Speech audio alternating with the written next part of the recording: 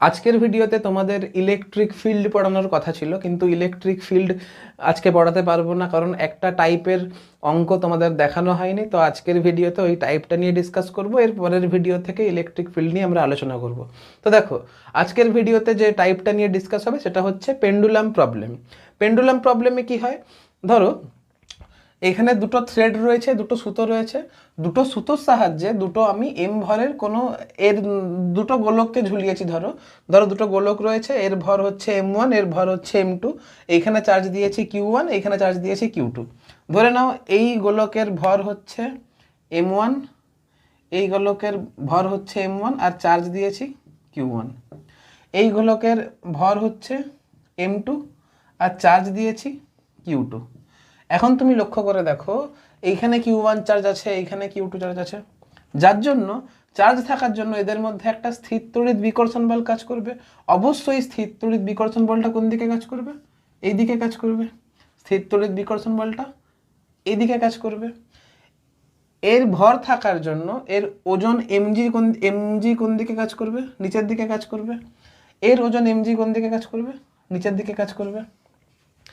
এবারে এই সুতোয় tension T1 কোন দিক কাজ করবে? অবশ্যই সুতো বরাবর অ্যালং দ্য স্ট্রিং কাজ করবে। এই সুতোয় টেনশন T2 কোন দিকে কাজ করবে? অবশ্যই অ্যালং দ্য স্ট্রিং কাজ করবে। তার মানে এই গোলকের উপরে তিনটে ফোর্স লাগছে, একটা হচ্ছে টেনশন T, একটা হচ্ছে ইলেকট্রোস্ট্যাটিক ফোর্স, আর একটা হচ্ছে এরোজন। সিমিলারলি এই গোলকের উপরে তিনটে ফোর্স লাগছে, একটা হচ্ছে সুতোর টেনশন T2, একটা হচ্ছে ইলেকট্রোস্ট্যাটিক ফোর্স, আর একটা হচ্ছে এরোজন mg। এবারে লক্ষ্য করে দেখো, আচ্ছা দাঁড়াও, আগে এর ওজনটা লিখে দিই। এর ওজন হচ্ছে M1g, এর ওজন হচ্ছে M2g। এবারে তোমরা লক্ষ্য করে দেখো, এই গোলকের উপরে যে পরিমাণ ফোর্স লাগাবে নিউটনস থার্ড ল অনুসারে, এই গোলকের উপরে এক্স্যাক্টলি সেম অ্যামাউন্টের ফোর্স লাগাবে, কিন্তু ফোর্সের ডাইরেকশনটা কি হবে? অপোজিট দিকে হবে। অর্থাৎ এইদিকে যদি ফোর্সটা F লাগে, এইদিকেও ফোর্সটা কিন্তু Fই হবে। ঠিক আছে? আর এখানে টেনশন T1, এখানে টেনশন T2 আমি ধরেছি। ধরে নাও এই অ্যাঙ্গেলটা হচ্ছে θ2 আর এই অ্যাঙ্গেলটা হচ্ছে θ1। তাহলে পরিষ্কার দেখতে পাচ্ছ, এটা যদি θ1 হয় তাহলে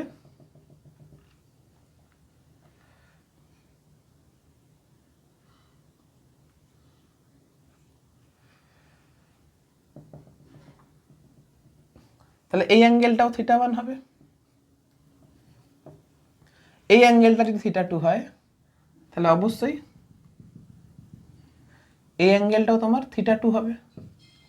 তাহলে এটা যদি T2 হয় তাহলে এটা কত হবে? T2 cos θ2। আর এই টেনশনের এই কম্পোনেন্টটা কত হবে? T2 sin θ2। সিমিলারলি টেনশনের ভার্টিক্যাল কম্পোনেন্টটা এখানে হবে T1 cos θ1। টেনশনের হরাইজন্টাল কম্পোনেন্টটা কত হবে? T2 sin T1। কেন এটা তো T2 কেন T1ই তো হবে, T1 sin θ1। এখন তুমি এইখান থেকে পরিষ্কার লিখতে পারবে, ইন জেনারেল কি লিখবে? T cos θ is equal to mg। In general কি লিখবে? T cos θ is equal to mg আর T sin θ is equal to electrostatic force F। এটা যদি 1 নম্বর সমীকরণ হয় আর এটা যদি 2 নম্বর সমীকরণ হয়, তুমি 1/2 করে কি পাবে? 1/2 করে কি পাবে? tan θ is equal to F/mg। তোমাকে এই সূত্রটা কিন্তু মুখস্থ রাখতে হবে, এই সূত্রটা কিন্তু মুখস্থ রাখতে হবে। এবারে এইখানে তো থিটা নেই, এখানে θ1 রয়েছে, এইখানে মাস তো m নয়, এখানে মাস m1 রয়েছে। তাহলে এইখানে যেটা হবে tan θ1 is equal two F/m1g হবে। এইখানে যে tan θর ভ্যালু হবে tan θ2 is equal to F/m2g হবে। এবারে θ1 বেশি হবে না θ2 বেশি হবে? এটা তোমরা কমন সেন্স থেকে বলতে পারবে, অবশ্যই যার ওজন বেশি হবে, যার ভর বেশি হবে, তার ক্ষেত্রে θ কম হবে। যেটা ভারী হবে স্বাভাবিক, সে তো বেশি দূর যেতে পারবে না, এটা কমন সেন্স। আর তুমি যদি ম্যাথামেটিক্যালি এটাকে প্রুফ করে দেখতে চাও, তাহলে tan θ1 বাই tan θ2 ভাগ করো। এখান থেকে পরিষ্কার দেখতে পাচ্ছ যে ট্যান থিটার সঙ্গে ভরের কি সম্পর্ক, ব্যস্তানুপাতিক সম্পর্ক। তাহলে এইখান থেকে পরিষ্কার দেখতে পাচ্ছ যে tan theta 1 divided by tan theta 2 is equal to কত হচ্ছে, m2 বাই m1 হচ্ছে। আর যদি m বড় হয়, যদি m এর মান যদি বড় হয়, তাহলে অবশ্যই থিটার মান কি হবে, ট্যান থিটার মান ছোট হবে। আর ট্যান থিটার মান ছোট হলে অবশ্যই থিটার মান ছোট হবে, অর্থাৎ m যদি বাড়ে থিটার মান কিন্তু কমবে। বাস, পরিষ্কার, গল্প শেষ। আর যদি তোমাদের জেনারেলি প্রবলেমে দেওয়া থাকবে যে m1 is equal two m2, আর যদি তোমার m1 is equal two m2 হয়, যদি তোমার m1 is equal two m2 হয়, তাহলে theta 1 is equal two theta 2 হবে। এবারে তোমাকে এখানে একটা জিনিস বলা হয়নি, ধরে নাও যে এই স্ট্রিংয়ের লেন্থটা হচ্ছে l, ইকুইলিব্রিয়ামে তো রয়েছে না, এইটাও ইকুইলিব্রিয়ামে রয়েছে, এটাও ইকুইলিব্রিয়ামে রয়েছে। এইটা কি সুতোর, দেখো গোলক দুটোকে যে সুতোর সঙ্গে বাঁধা হয়েছে সেই প্রত্যেকটা সুতোর দৈর্ঘ্য কিন্তু l। ইকুইলিব্রিয়ামে যখন এই দুটো গোলক সাম্যাবস্থায় রয়েছে তখন তাদের মধ্যবর্তী দূরত্বটা আমি নিয়েছি আর। তাহলে তুমি এখানে f ইজ ইকুয়াল টু কি লিখবে, f ইজ ইকুয়াল টু লিখবে k into q1 into q2 by R square. এটা তো বোঝার মতো কিছু নেই। আরটাকে কি বলবো, আরটাকে আমরা বলবো ইকুইলিব্রিয়াম সেপারেশন, ঠিক আছে। এবারে প্রত্যেকটা এই যে যেগুলো লিখলাম এখান থেকে কিন্তু অঙ্কগুলো হবে, নেক্সট যে অঙ্কগুলো করাবো সেগুলো কিন্তু এই ফর্মুলার উপর ভিত্তি করে হবে। জাস্ট তোমরা এই সূত্রটা কিন্তু খেয়াল রাখবে, এই সূত্রটা কিন্তু ভেরি ভেরি ইম্পর্টেন্ট। এই সূত্রটা যদি মাথায় রাখতে পারো তাহলে কিন্তু বাদবাকি এখন যে অঙ্কগুলো করাবো সেগুলো কিন্তু নিমেষেই হয়ে যাবে। চলো নোট ডাউন করো। দেখো এবারে একদম ডাইরেক্ট ফর্মুলা বেসড একটা নিউমেরিক্যাল নিয়ে ডিসকাস করব। কি বলেছে, টু স্মল আইডেন্টিক্যাল স্ফিয়ার, এখানে স্ফিয়ারগুলো কিন্তু আইডেন্টিক্যাল, অর্থাৎ m1 is equal two m2, ঠিক আছে, ইচ অফ মাস 1 গ্রাম। তাহলে লিখে নি, আইডেন্টিক্যাল স্ফিয়ার ছিল অর্থাৎ m1 is equal two m2 is equal two 1 gram, and carrying same charge 10 to the power minus 9 coulomb. q এর মান কত বলেছে, q ইজ ইকুয়াল টু বলেছে 10 to the power minus 9 coulomb, ঠিক আছে। আর suspended by thread of equal length if the distance between the center of the spheres is 0.3 centimeter in equilibrium।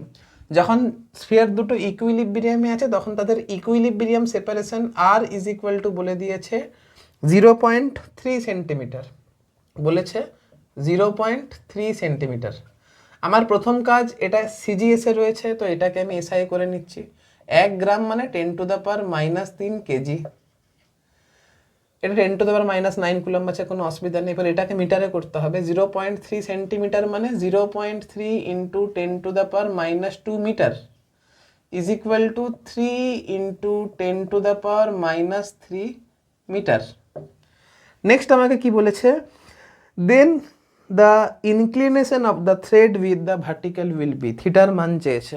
থিটার মান কি করে বের করবে, আমি তোমাদেরকে একটা সূত্র মুখস্থ রাখতে বললাম। আমরা জানি tan theta is equal to কি হয়, আমরা জানি tan theta is equal to F by mg, যেখানে একটু আগে ক্যালকুলেট করালাম এফ ইজ ইকুয়াল টু কি হয়, k into q1 into q2, যেহেতু এখানে q1 q2-র মানটা সেম তাহলে K q square by R square.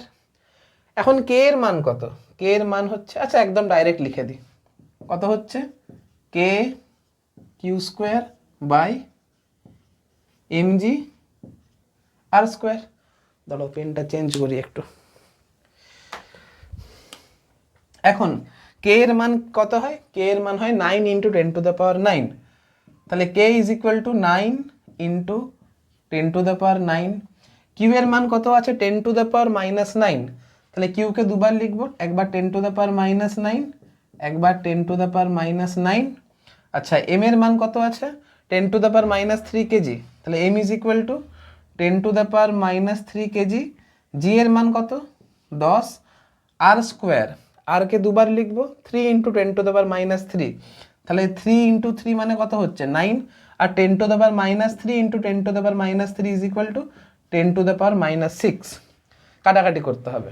দেখো 10 to the power 9, 10 to the power -9 কেটে যাচ্ছে, 10 টু দ্য পাওয়ার -6 আর -3 -9, এখানে 10 টু দ্য পাওয়ার -9 কেটে যাচ্ছে, এখানে 9, এখানে 9 কাটছে। তাহলে দেখতে পাচ্ছি tan theta is equal two 1/10 আসছে, এটা 1/10 আসছে। তাহলে এটাকে 0.1 লিখতে পারি। তাহলে দেখা যাচ্ছে যে tan থিটার ভ্যালু কত আসছে 0.1। তাহলে থিটা ইজ ইকুয়াল টু কত আসছে, থিটার ভ্যালু আসছে tan ইনভার্স 0.1। এই তো এটা অ্যান্সার। দেখলে, যদি সূত্র মুখস্থ থাকে তাহলে এই অঙ্কগুলো খুব সহজে করা যায়। যাই হোক, সূত্রটা মনে রাখবে, অঙ্কগুলো খুব সোজা। চলো নোট ডাউন করো। এর পরের অঙ্কটাতে বলেছে two pith ball carry equal charges, মানে এখানে Q1 is equal to Q2, they are suspended from a common point by string of equal length, এখানে প্রত্যেকটা স্ট্রিংয়ের লেন্থ সমান। The equilibrium separation is them, equilibrium separation them is r, তাদের ইকুইলিব্রিয়ামে তাদের মধ্যে দূরত্ব হচ্ছে r. Now the strings are rigidly clamped at half of the length, মানে এখন দেখো আগে ইকুইলিব্রিয়াম সেপারেশনটা কিন্তু আর ছিল, আর তাদের মধ্যে উচ্চতাটা ধরে নাও y ছিল, ঠিক আছে, এই উচ্চতাটা তোমার y ছিল। এখন কি হয়েছে, এখন যেখানে ক্ল্যাম্প করা হয়েছে সেটা হচ্ছে তার উচ্চতাটা কিন্তু এখন অর্ধেক করে দেওয়া হয়েছে, অর্থাৎ এইটা হয়ে গেছে তোমার y/2। তাহলে অবশ্যই এটাও y/2ই হবে।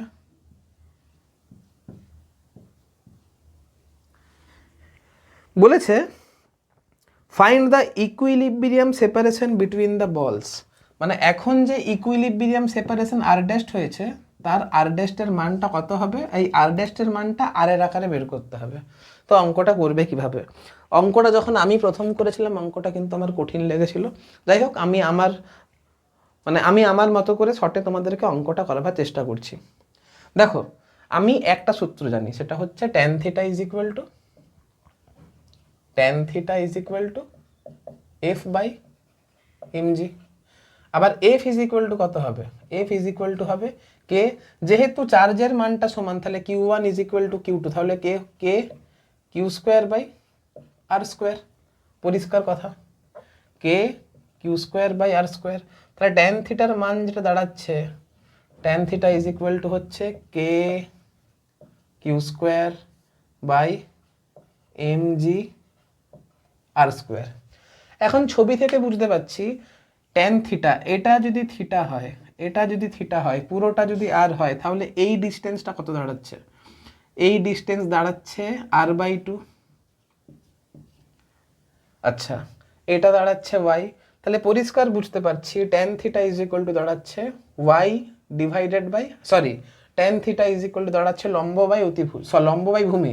tan থিটা মানে লম্ব বাই ভূমি, লম্ব হচ্ছে এটা, যদি ত্রিভুজটা এরকম করে দেখো, লম্ব হচ্ছে এটা, ভূমি হচ্ছে এটা, তাহলে r/2y। পরিষ্কার, tan theta is equal two r/2y, r/2y is equal to দাঁড়াচ্ছে k ইন্টু q²/mg/r²। এখন আমার না কে কে নিয়ে কোনো মতলব নেই, কিউ কে নিয়ে কোনো মতলব নেই, এম কে নিয়ে কোনো মতলব নেই, জি কে নিয়ে কোনো মতলব নেই। আমার এইখানে পরিবর্তনটা হয়েছে y, আমার এখানে পরিবর্তনটা হয়েছে y, আমার এখানে পরিবর্তনটা হয়েছে r। তাহলে আমার মতলব শুধুমাত্র y কে নিয়ে, আর আমার মতলব শুধুমাত্র r কে নিয়ে। তাহলে আমি y আর r এর উপরে কাজ করব। তাহলে এখানে পরিষ্কার দেখো, r² আর r কে গুণ করলে কত আসছে, r³ আসছে, আর ওয়াইটাকে যদি এখানে রাখো তাহলে ওয়াইটাকে যদি কোনাকুনি গুণ করো ওয়াই আসছে, আর বাদ বাকিটা তো অ্যাজ এ কনস্ট্যান্ট ট্রিট হচ্ছে।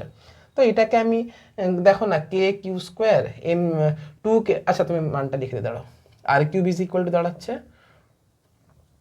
r³ দাঁড়াচ্ছে 2k² divided by mg into Y.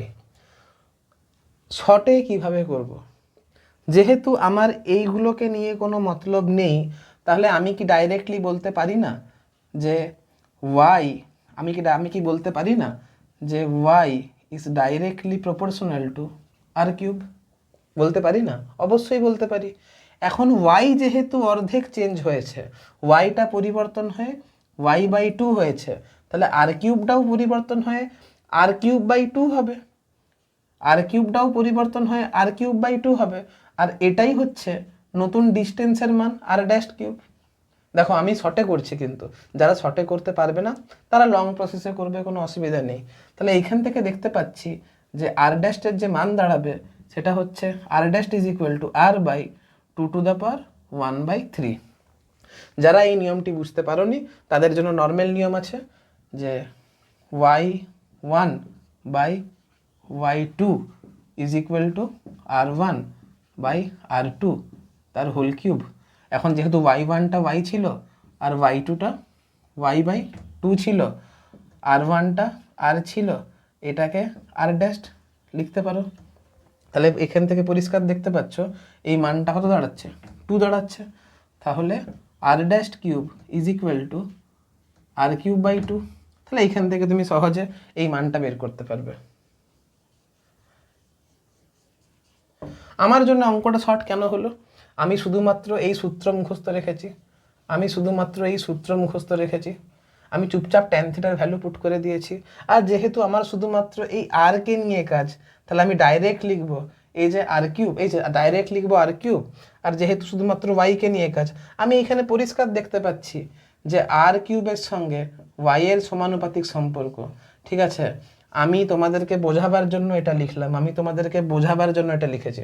না হলে যখন আমি অ্যাজ এ স্টুডেন্ট প্র্যাকটিস করতাম তখন কিন্তু এটা লিখতাম না। ডাইরেক্টলি ডিল করবে যাদেরকে আমার দরকার, যাদেরকে নিয়ে দরকার নেই তাদেরকে নিয়ে লিখে পরে ক্যালকুলেশন বড় করে নিজেকে বিভ্রান্ত করার কোন মানে হয় না। ঠিক আছে, চলো নোট ডাউন করো। এরপরে অঙ্কটা বলেছে two identical charge sphere are suspended from a common point by two massless string. মানে দুটো মাসকে কমন পয়েন্টের সাহায্যে, একটা কমন পয়েন্টের সাহায্যে দুটো মাসলেস স্ট্রিংয়ের সাহায্যে ঝুলিয়ে দেওয়া হয়েছে। ইচ অফ লেন্থ এল, প্রত্যেকটা স্ট্রিংয়ের লেন্থ হচ্ছে L. Initially they are apart at a distance d because of their mutual repulsion. ঠিক আছে, তাদের মধ্যে দূরত্বটা ছিল ডি, মানে এইটা হচ্ছে তোমার ডি। আর এইখানে পরিষ্কার বলে দিয়েছে, ধরো এটা হচ্ছে এল, আর এখানে পরিষ্কার বলে দিয়েছে যে ডি এর মানটা এল এর থেকে কিন্তু অনেক ছোট। এখন একটা কথা লক্ষ্য করে দেখো, এই ডি এর মানটা যদি অনেক ছোট হয়, ইমাজিন করো যে এরকম টাইপের সেটআপটা দেখতে,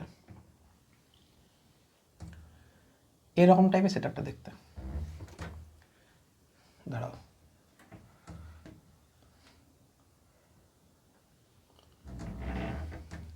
তাহলে এটা হচ্ছে ডি তোমার, এটা হচ্ছে তোমার ডি। এটা যদি তোমার ডি হয় আর এটা যদি তোমার এল হয়, আর ডি আর এল মানে যদি এই শর্তটা যদি প্রযোজ্য হয়, তাহলে দেখো না লক্ষ্য করে এই থিটার মানটা কি খুব ছোট হবে না? অবশ্যই থিটার মানটা খুব ছোট হবে। এই যে এই থিটার মানটা সেক্ষেত্রে অবশ্যই খুব ছোট হবে। তাহলে এইখান থেকে বুঝতে পারলাম যেহেতু d is much less than L, তাহলে এইখান থেকে বোঝা গেল থিটা ইজ ভেরি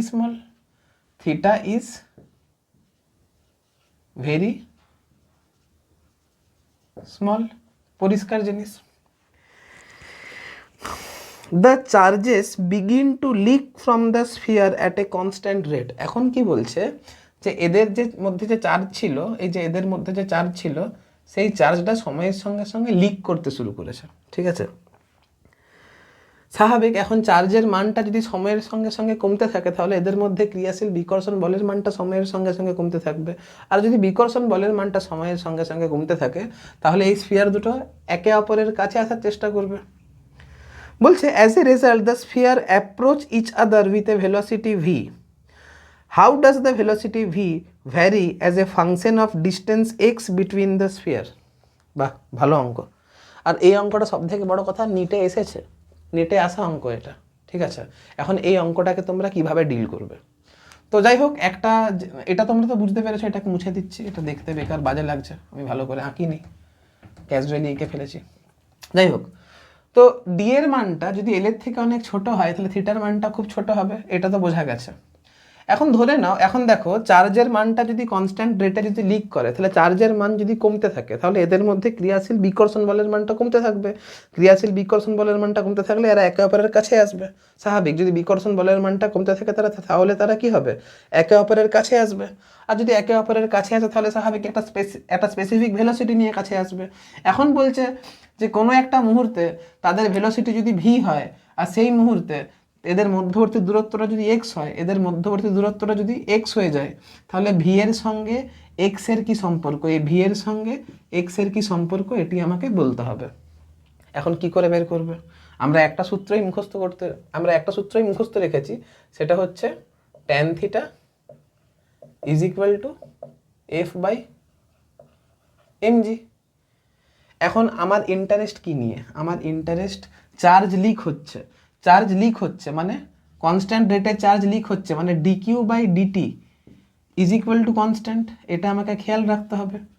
তাহলে আমার ডিকিউ বাই ডিটি নিয়ে ইন্টারেস্ট রয়েছে, তার মানে আমার কিউকে নিয়ে ইন্টারেস্ট রয়েছে, আমার ডিস্টেন্স সেপারেশন এক্সকে নিয়ে ইন্টারেস্ট রয়েছে।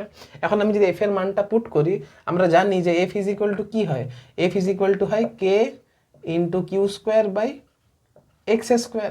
আর যেহেতু থিটা ভেরি স্মল, তাহলে ট্যান থিটাকে আমি সাইন থিটা লিখতে পারি। আমরা জানি থিটা যদি খুব ছোট হয় তাহলে ট্যান থিটাকে সাইন থিটা লেখা যায়। তাহলে tan theta is equal to কি লেখা যেতে পারে, সাইন থিটা। ঠিক আছে, এবার সাইন থিটা নিয়ে আমার লাভটা কি হবে?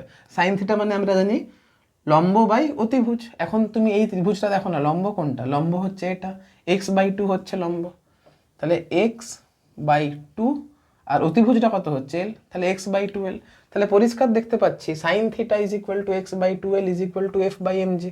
এখন যদি এফ এর মানটা যদি বসিয়ে দেওয়া হয়, তাহলে k into q square by M g into x square is equal to x by twelve. আমার এলকে নেওয়ার কোনো উদ্দেশ্য নেই, আমার এল কি এম কি কে কি এসব জেনে লাভ নেই, আমার শুধু দরকার এক্সকে, আমার দরকার কিউকে। তাহলে পরিষ্কার দেখতে পাচ্ছি যে এক্স কিউবের সঙ্গে কিউ স্কোয়ারের সমানুপাতিক সম্পর্ক। তুমি যদি গুণ করো কোনাকুনি, x square into x, x cube দাঁড়াচ্ছে, আর এখানে কিউ স্কোয়ার পড়ে আছে। দেখো না, এই সম্পর্ক থেকেই কিন্তু আমার পুরো অঙ্কটা হয়ে যাবে। এবার তুমি যদি এটাকে ডেরিভেটিভ করো, এখানে কনস্ট্যান্ট রেটে চার্জ লিক করছে, মানে D Q by DT is equal to constant. আমাকে যদি ডি কিউ বাই ডিটি বের করতে হয়, আবার ডিস্টেন্সের সঙ্গে যদি ভেলোসিটির সম্পর্ক বের করতে হয়, স্বাভাবিক আমাকে ডেরিভেটিভ করতে হবে। এবার ডেরিভেটিভ করো না, এক্স কিউবের ডেরিভেটিভ কত হয়, 3x স্কোয়ার ডিএক্স ডিটি, আর ডিএক্স ডিটি মানেই তো velocity, is directly proportional to Q স্কোয়ারের ডেরিভেটিভ কত হবে, 2 into Q into D Q by DT. এরপর ডি কিউ ডিটি তো কনস্ট্যান্ট। এখন লক্ষ্য করে দেখো ডিএক্স ডিটি মানে কি, এই ডিএক্স ডিটি মানে হচ্ছে velocity. V is directly proportional to, 3কে নিয়ে কোনো মতলব নেই, 2কে নিয়ে কোনো মতলব নেই, আমার মতলব আছে এক্স স্কোয়ারকে নিয়ে। এখানে আছে কিউ আর এখানে হবে এক্স স্কোয়ার। এবার এটাকে নিয়েও কোনো মতলব নেই, কেন? এটাও তো কনস্ট্যান্ট আছে, মানে সেই প্রপোর্শনের ভিতরে ঢুকে যাবে। এবার এক্স কিউবের সঙ্গে কিউ স্কোয়ারের সম্পর্ক হয়, তাহলে এক্স স্কোয়ারের সঙ্গে কিউ এর কি, ছেড়ে দাও, কিউ এর সঙ্গে এক্স কিউবের কি সম্পর্ক, কিউ স্কোয়ার সমানুপাতিক এক্স কিউব, তাহলে Q proportional to X to the power 3/2। তাহলে এখানে লেখা যেতে পারে X to the power 3/2 by x square. তাহলে এটাকে যদি কাটাকাটি করো, তাহলে পরিষ্কার দেখতে পাচ্ছ যে ভি এর সঙ্গে এক্স টু দ্য পাওয়ার -1/2 সম্পর্ক রয়েছে। তাহলে এটা যে অপশানে দেওয়া আছে সেটাই আমার রাইট অ্যান্সার। দেখো আবার বলছি, আমি কিন্তু কোনো রকমের কোনো জটিলতাতে যাচ্ছি না, তোমাদেরকে বোঝাতে হচ্ছে বলে আমাকে ইচ অ্যান্ড এভরি জিনিস কিন্তু ভালো করে বোঝাতে হচ্ছে। এগুলো যখন তুমি ধরো, তুমি এই অঙ্কটা 2-3বার প্র্যাকটিস করে ফেলেছো, প্রথম কথা 2-3বার যখন অঙ্কটাকে প্র্যাকটিস করছো তখন তোমার রেজাল্ট ডাইরেক্ট মুখস্থ থাকছে, ঠিক আছে? এবারে যখন তুমি অঙ্কটা করবে, 1-2বার করলেই দেখো তোমাকে এগুলো কিন্তু বারবার ধরে লিখতে হবে না, এগুলো কিন্তু মনে মনে ক্যালকুলেশন হয়ে যাবে। যে ডি এর মান যদি এল এর থেকে খুব ছোট হয় তাহলে থিটা ভেরি স্মল হবে, থিটা যদি ভেরি স্মল হয় তাহলে ট্যান থিটাকে তুমি সাইন থিটা লিখতে পারো। আর তুমি ট্যান থিটা নিয়ে তো করতেও কিছু পারবে না, কেন পারবে না? কারণ tan theta is equal to হয় লম্ব বাই ভূমি। তোমার লম্ব দেওয়া আছে কিন্তু এখানে ভূমি তো দেওয়া নেই, তোমাকে অতিভুজ দেওয়া আছে, তাহলে বাধ্য তোমাকে ট্যান থিটাকে সাইন থিটা করতে হবে। সাইন থিটার মান বসাচ্ছ। এবারে দেখো তোমার কি কি জিনিসকে নিয়ে দরকার, তোমার দরকার কিউ আর তোমার দরকার তাদের মধ্যে সেপারেশন। এবার ডাইরেক্ট সূত্র মানে যে সমস্ত কনস্ট্যান্ট টার্মগুলো রয়েছে সেটাকে আমি সমানুপাতিক ধ্রুবকের মধ্যে ঢুকিয়ে দিয়েছি। এক্সএস কিউবের সঙ্গে কিউ স্কোয়ারের এক্সএস কিউবের সঙ্গে কিউ স্কোয়ারের সম্পর্ক আমি দেখিয়েছি। এবারে নর্মাল ডেরিভেটিভ করে আমার সম্পর্ক অলরেডি বেরিয়ে গেছে, এত কিছু পরিশ্রম করার কিন্তু কোনো প্রয়োজন হয়নি। এবারে তুমি যদি নর্মাল নিয়মে যদি অঙ্কটা করতে চাও তাহলে কিন্তু তোমাদেরকে পরিশ্রম করতে হবে। বইয়ের মেথডে যদি করতে চাও তাহলে তোমাদের অঙ্কটা একটু বড় হবে। যাই হোক, তোমাদের যেটা ভালো মনে হবে সেইভাবে তোমরা করবে, নোট ডাউন করো। এবারে যে অঙ্কটা তোমাদের দেওয়া আছে, two small sphere each having a charge plus q are suspended by insulating thread of a length l from a hook, মানে এখানে দুটো স্ফিয়ারের চার্জ কিন্তু সেম, মাসও কিন্তু same. This arrangement is taken to a space where there is no gravitational effect, মানে এখানে g এর মানটা 0। Then the angle between the two thread and tension in each will be, এখানে দুটো থ্রেডের মধ্যে অ্যাঙ্গেলটা কত হবে সেটা বের করতে হবে, আর তোমার টেনশন কত হবে সেটা বের করতে হবে। যাই হোক, তো আমরা একটা সূত্র কি জানি, tan theta is equal to কত হয়, tan theta is equal to F by MG হয়। এখন স্পেসে কি হয়, স্পেসে কি হয়, জি ইজ ইকুয়াল টু 0 হয়, গ্র্যাভিটির কোনো এফেক্ট নেই। তাহলে tan theta is equal to কত হচ্ছে, tan theta is equal to something by 0 হচ্ছে, মানে এই মানটা ইনফিনিটি হয়ে যাচ্ছে। তাহলে থিটার ভ্যালু কত হবে, এটাকে লিখতে পারি আমি ট্যান 90 ডিগ্রি। তাহলে থিটার ভ্যালু কত হবে, 90 ডিগ্রি, স্বাভাবিক 90 ডিগ্রি তো হবেই। ব্যাপারটা কি হচ্ছে দেখো, এতক্ষণ ধরে আমরা কি পড়লাম, এই থ্রেড ছিল, এটা থিটা ছিল। এখন বলছে যদি তোমাকে স্পেসে যদি নিয়ে যেতে হয় তাহলে এই অ্যাঙ্গেলটা পুরো 90 ডিগ্রি হয়ে যাবে, এই অ্যাঙ্গেলটা পুরো 90 ডিগ্রি হয়ে যাবে, অর্থাৎ এই ডায়াগ্রামটা হবে না। এখন এটা 90 ডিগ্রি হয়ে গেলে একটা থ্রেড এই ডাইরেকশনে থাকবে আর একটা থ্রেড এই ডাইরেকশনে থাকবে, বোঝা গেছে? এই যে এটা 90 ডিগ্রি, এটা 90 ডিগ্রি। এখন প্রত্যেকটা থ্রেডের দৈর্ঘ্য কত করে আছে, এল করে আছে, আর এদের মধ্যে চার্জ কত করে আছে, প্লাস কিউ করে আছে, প্লাস ক্যাপিটাল কিউ করে আছে। যাই হোক, তো এর মধ্যে চার্জ হচ্ছে ক্যাপিটাল কিউ, এর মধ্যে চার্জ হচ্ছে ক্যাপিটাল কিউ। তাহলে এদের মধ্যে যে ইলেকট্রোস্ট্যাটিক ফোর্স অফ রিপালশন সেটা বাইরের দিকে কাজ করবে, এটা হচ্ছে তোমার এফ, এটা হচ্ছে তোমার এফ, ঠিক আছে? আর টেনশনটা কোন দিকে কাজ করবে, এইদিকে টেনশন টি কাজ করবে। তাহলে অবশ্যই ইলেকট্রোস্ট্যাটিক ফোর্স অফ রিপালশনের সঙ্গে টেনশনটা কি হবে, সমান হবে। তাহলে টি এর যে ভ্যালু সেটা হবে এফ, আর এফ ইজ ইকুয়াল টু কত হয়, k into q square by ডিস্টেন্সের স্কোয়ার। এখন ডিস্টেন্সটা কত হয়ে গেছে, তাদের মধ্যবর্তী ডিস্টেন্সটা 12 হয়ে গেছে, এই ডিস্টেন্সটা কত হয়ে গেছে, 12 হয়ে গেছে। এখন 12 এর স্কোয়ার যদি করো তাহলে কত আসবে, 4l স্কোয়ার অ্যান্সার আসবে। তাহলে টেনশনটা তো আমরা বের করে ফেললাম। আর স্ট্রিং দুটির মধ্যবর্তী কোণ চেয়েছে, এটা যদি π/2 হয়, এটা যদি π/2 হয়, তাহলে পুরো অ্যাঙ্গেলটা কত দাঁড়াচ্ছে, এই পুরো অ্যাঙ্গেলটা পাই দাঁড়াচ্ছে। তাহলে স্ট্রিং দুটির মধ্যবর্তী অ্যাঙ্গেল, এই যে এই অ্যাঙ্গেলটা কত হবে, এই অ্যাঙ্গেলটা তোমার পাই হবে। তাহলে একটা অ্যান্সার টি এর মানটা বেরিয়ে গেছে, আর স্ট্রিং দুটির মধ্যবর্তী angle theta is equal to pi, এটা হচ্ছে অ্যান্সার। তো যাই হোক, পেন্ডুলাম থেকে যত রকমের প্রশ্ন আসতে পারে আমি তোমাদের করিয়ে দেখিয়ে দিয়েছি। এবারে তোমরা যদি বিভিন্ন ইনস্টিটিউশনের মডিউলকে ফলো করো, এবারে যদি অন্য কোনো নতুন অঙ্ক আসে তোমরা দেখবে, আশা করছি তোমরা করতে পারবে। যদি তোমাদের এরকম ধরনের কোনো অঙ্ক অসুবিধা হয় তোমরা কিন্তু কমেন্ট সেকশনে জানাতে পারো, আমি অবশ্যই তোমাদের অঙ্কের অ্যান্সার দেওয়ার চেষ্টা করব। আজকের মতো এতটাই, আজকে বাই।